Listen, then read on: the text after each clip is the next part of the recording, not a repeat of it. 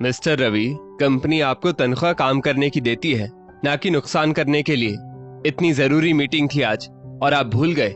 ऐसी गलती कैसे कर सकते हैं आप? रवि के बॉस मिस्टर खन्ना बोले। रवि बोला, सॉरी सर, वो मेरे पापा की तबीयत। मिस्टर खन्ना बीच में बोले, I don't care about this matter.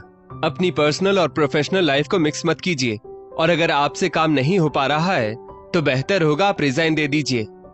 इतना कहकर मिस्टर खन्ना रवि के कैबिन से निकल गए। रवि सिर पकड़कर बैठा था, तभी उसकी पत्नी सानू का फोन आया। रवि, आज तुम फिर बिना मुझसे मिले ही ऑफिस चले गए। मेरे लिए तुम्हारे पास वक्त है भी कि नहीं? बस अपने पापा में ही लगे रहते हो। अचानक रवि बोला, बस करो, मैं भी इंसान हूँ। यहाँ सबको अपनी अपनी पड़ी है, मेरे बारे में भी तो सोचो। ये बात तुम घर आने के बाद भी कह सकती थी ना, पर नहीं। इतना कहकर रवि ने फोन कट कर दिया। दरअसल रवि के पिता शर्मा जी पत्नी के जाने के बाद बिल्कुल टूट गए थे। उन्हें अकेलापन महसूस ना हो, इस वजह से रवि अपना ज्यादा से ज्यादा वक्त उनके साथ बिताता था, और इसी कारण से उसे आराम नहीं मिल पाता था। रात के 9 बजे रवि दफ्तर से घर लौटा। एक तो गर्मी थी, ऊपर से बिजली भी चली गई थी। शर्मा निवास में सन्नाटा था। रवि ने फोन की टॉर्च ऑन की तो देखा सोफे के कोने में सानू चुपचाप बैठी थी। रवि बोला, सानू, इतने अंधेरे में क्यों बैठी हो? एक कैंडल ही जला लेती। सानू ने रवि की तरफ देखा तो अंधेरे में भी रवि के माथे का पसीना और चेहरे की थकावट साफ दिख रही थी। रवि बोला, तुम जानती हो ऑफिस में कितने काम रहते हैं, और तुम हो कि फिर से मुंह फुलाकर बैठी हो। सुबह की उस बात के लिए सॉरी, अब तो मान जाओ। अच्छा, पापा ने खाना खाया? अरे, अब क्या हो गया? सानू बोली, कुछ नहीं, वैसे भी अब पूछने से क्या ही होगा।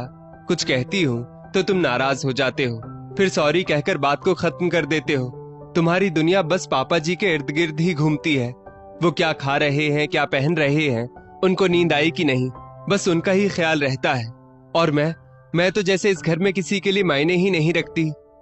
रवि ने गहरी सांस ली और बोला, अरे यार, फिर वही बात। अब तुम ये मत कहना कि मैंने तुम्हारे साथ बैठकर नाश्ता नहीं किया और ना ही ऑफिस जाते समय तुम्हें बाय की। सानू दर्द भरी आवाज में बोली, हाँ, यही तो मैं अब महसूस करती हूँ कि तुम मेरे लिए वक्त कब निकालते हो। घर में तुम्हारे पापा को हर वक्त तुम्हारी जरूरत होती है और तुम उनके पीछे दौड़े जाते हो, और मैं तो जैसे बस रसोई और झाड़ू पोछे तक सीमित रह गई हूँ।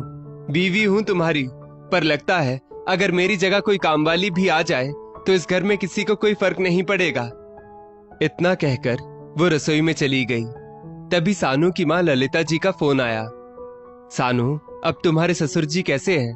दामाद जी दफ्तर से आ गए? सानू बोली, हाँ, आ गए। ललिता जी बोली, क्या बात है, गुस्से में हो? एक सांस में सानू ने सारी बात बता दी तो ललिता जी बोली, वो इसलिए ताकि तुम घर की जिम्मेदारी संभाल सको। फिर भी तुम्हें अगर अकेलापन लगता है तो जो रवि कर रहे हैं तुम भी उसमें शामिल हो जाओ, तो समस्या अपने आप खत्म हो जाएगी। सानू बोली, क्या मतलब? ललिता जी बोली, देखो, मुझे तो यही लगता है कि वो तुम्हें परेशान नहीं करना चाहते, इसलिए अपने पिता का सारा काम खुद कर रहे हैं। तो बेहतर होगा दोनों मिलकर करो, इससे काम भी आसान हो जाएगा और एक दूसरे के साथ वक्त भी बिता पाओगे। सानू बोली, ये क्या बात हुई माँ? रवि को मेरे लिए अलग से वक्त निकालना चाहिए ना? ललिता जी बोली, हाँ बिल्कुल, पर क्या तुमने कभी सोचा है अगर शर्मा जी की सारी जिम्मेदारी वो तुम पर छोड़ दे तो क्या तुम्हें रवि के लिए वक्त मिल पाएगा? सोच कर देखना, बाकी तुम खुद समझदार हो। इतना कहकर उन्होंने फोन रख दिया। रवि कपड़े बदल कर आया और शांत स्वर में बोला, देखो सानू, तुम्हारा गुस्सा जायज है, लेकिन तुम जानती हो कि मम्मी के जाने के बाद पापा कितने अकेले पड़ गए हैं। उन्होंने अपना जीवन मम्मी के साथ बिताया, अब अचानक वो साथ छूट गया, और जिस उम्र में लोग अपने साथी के साथ वक्त बिताते हैं और बच्चों पर निर्भर हो जाते हैं, उस वक्त में वो अकेले पड़ गए। सानू की आंखों में अब भी नाराजगी थी तो रवि बोला, तुमने ही सब संभाला है, इस बात में कोई शक नहीं है, लेकिन मैं तुम्हें और परेशान नहीं करना चाहता था। ये मेरी गलती जरूर है। मुझे लगा पापा मेरे हैं तो ये मेरी जिम्मेदारी है, लेकिन शायद मैंने तुम्हें शामिल ना करके भूल की। सॉरी। सानू ने पहली बार रवि की आंखों में थकावट और सच्चाई देखी। रवि बोला, तुम्हें नहीं पता आज ऑफिस में मेरे साथ कितना कुछ हुआ। खैर छोड़ो, इंसान की जरूरत सिर्फ खाना, दवा और बिस्तर नहीं होता। जब पापा मुझे रात में उठाकर पानी मांगते हैं या खाने पर मेरा इंतजार करते हैं तो मुझे लगता है मैं वो कर रहा हूँ जो एक वक्त में उन्होंने मेरे लिए किया था। सानू बोली, मैं भी तो घर में रहती हूँ, वो या आप मुझे भी कह सकते हैं। रवि बोला, जानती हो इस उम्र में माता पिता को सिर्फ दवा नहीं, अपनापन और हमारा साथ चाहिए। तुम चाहो तो उस साथ का हिस्सा बन सकती हो। सानू बोली, तो क्या मैंने कभी मना किया? मुझे हमेशा लगा जैसे तुम बस पापा की परछाई बनकर रह गए हो और मैं तुम्हारी जिंदगी से धुंधली होती जा रही हूं।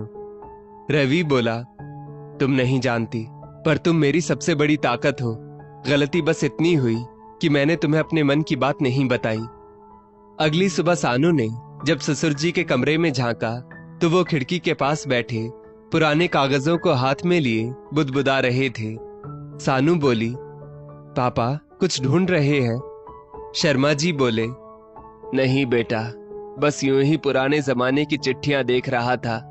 जब तुम्हारी सास जिंदा थी तो मुझे कभी दवा खाना याद दिलाने की जरूरत नहीं पड़ती थी, पर अब भूलने लगा हूं। सानू ने झट से अपनी सास की चिट्ठी निकालकर उनके हाथ में दी और बोली, मैं हूं ना पापा, आपको कुछ भूलने नहीं दूंगी। चलिए चाय पीते हैं। शर्मा जी ने जब चाय की चुस्की ली तो आंखों में एक नई चमक थी। शाम को जब रवि दफ्तर से लौटा तो हैरान था। जो शर्मा जी अपने कमरे से नहीं निकलते थे वो हॉल में बैठे थे। सानू मुस्कुराते हुए बोली, आज हम तीनों साथ बैठकर खाना खाएंगे, क्योंकि अब से पापा की सेवा सिर्फ आपकी जिम्मेदारी नहीं है बल्कि मेरी भी है। और जब पापा जी घर में हैं तो मैं अकेली कहाँ हूँ? क्यों पापा जी? अब रवि अपने पिता की तरफ से निश्चिंत हो गया था तो दफ्तर में भी उससे कोई भूल नहीं होती थी और वो अपना काम आराम से कर पाता था। अगली सुबह ललिता जी ने वीडियो कॉल की। सामने शर्मा जी भी बैठे थे। ललिता जी बोली, समधी जी, बहू सेवा करती है या बस शिकायत ही करती है? शर्मा जी बोले, बहन जी, मेरी बहू बहुत अच्छी है। हाँ, वो बात अलग है कि अब यह आपसे ज्यादा मेरे करीब है तो लगता है ये बात आपको हजम नहीं हो रही। शर्मा जी की बात पर सब हंसने लगे। बेटी के परिवार को हंसता खेलता देख ललिता जी भी खुश हुई। अब सानू काम खत्म करके शर्मा जी के पास बैठती और उनके पुराने किस्से सुनती तो धीरे धीरे उनके भीतर का अकेलापन कम होने लगा। अब अगर कोई पूछता कि कैसे है तो शर्मा जी गर्व से कहते, बेटा तो था ही, लेकिन अब बहू में बेटी मिल गई है और जब बहू बेटी बन जाए तो शिकायतों को सुकून में बदलते देर नहीं लगती। शर्मा जी की मनोस्थिति अब बेहतर थी। सानू के माता पिता ने उन्हें अपने साथ अयोध्या घूमने के लिए कहा और वो भी सब समझते हुए मान गए। रवि ने झट से सानू के साथ एक हफ्ते के लिए मनाली का प्लान बनाया ताकि अपनी बीवी की शिकायतों को भी दूर कर सके। दोस्तों, इस स्टोरी को लेकर आपकी क्या राय है? नीचे कमेंट करके जरूर बताइएगा और ऐसी ही और भी बेहतरीन वीडियोस के लिए हमारा पेज जरूर फॉलो करें। धन्यवाद।